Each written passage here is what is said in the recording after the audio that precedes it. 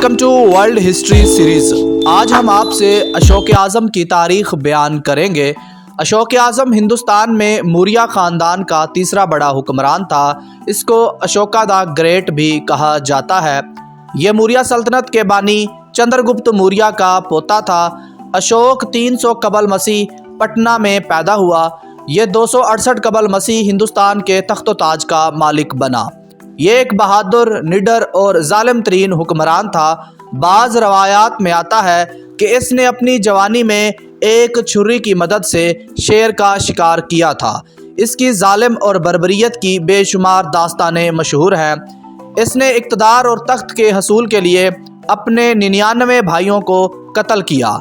अपनी हुक्मरानी को वुसअत देने और तख्त को बचाने के लिए इसने जंगो जदल के ज़रिए खून की बेपनाह नदियाँ बहा दी।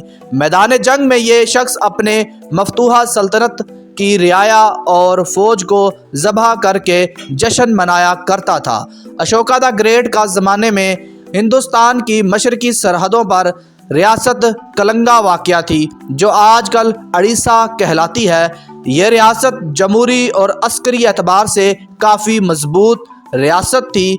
अशोका की शदीद ख्वाहिश थी कि वो कलंगा को फतह करके मौर्य सल्तनत का हिस्सा बनाए। आखिरकार 3 साल के मुसलसल हमलों के बाद अशोका द ग्रेट कलंगा को फतह करने में कामयाब हो गया।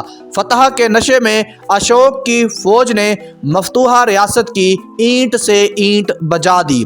तकरीबन सारे फौजियों को कत्ल कर दिया गया। इसके अलावा आम रियाया, जिनमें औरतें, बूढ़े, बच्चे और निहत्ते नौजवान शामिल थे, उनको बड़ी बेदर्दी से कत्ल कर दिया गया।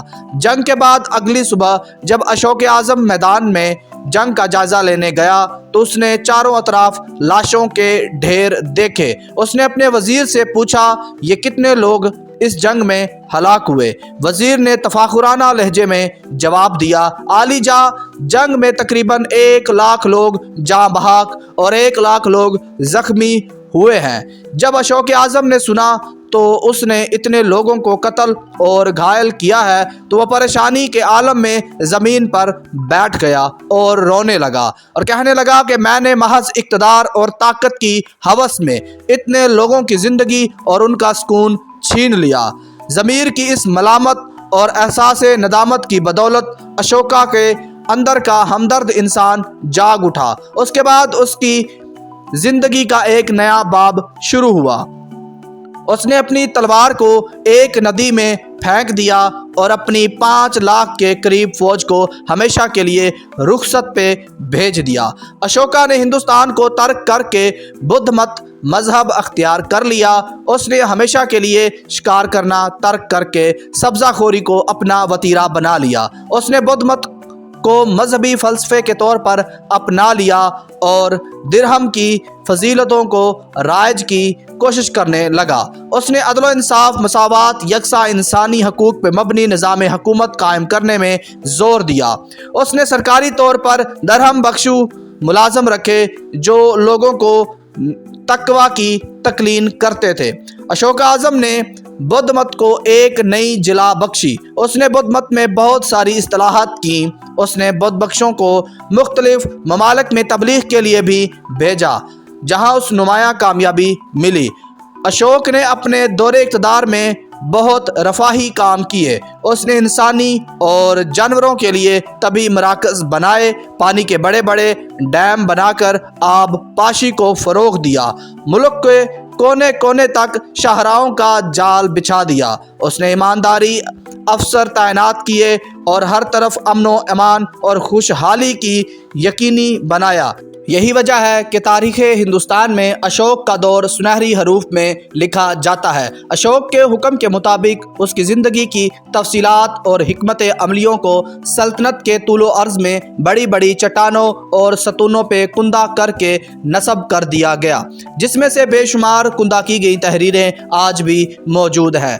अशोक ने तकरीबन 40 साल हुकूमत की। इसकी हुकूमत का सूरज हिंदुस्तान की वसीओ अरीज़ सल्तनत पे चमकता था, जिसमें आज का भारत پاکستان، افغانستان اور بنگلہ دیش شامل تھے۔ اس نے اتنی بڑی سلطنت کا نظم و نسق اتنے احسن طریقے سے چلایا کہ اس انتظامی انفرادیت کی بنا پہ دنیا آج بھی اسے اشوکا دا گریٹ کے نام سے یاد کرتی ہے۔ اشوکا قبل مسیح اس دار فانی سے کوچ کر گیا۔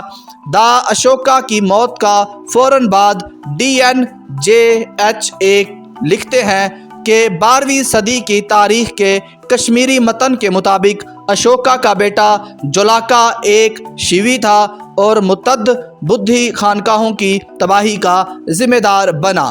یہ تھی اشوکا دا گریٹ کی مختصر شارٹ ہسٹری جو ہم نے آپ سے بیان کی۔ مزید ایسی ویڈیو دیکھنے کے لیے ہمارا چینل سبسکرائب کریں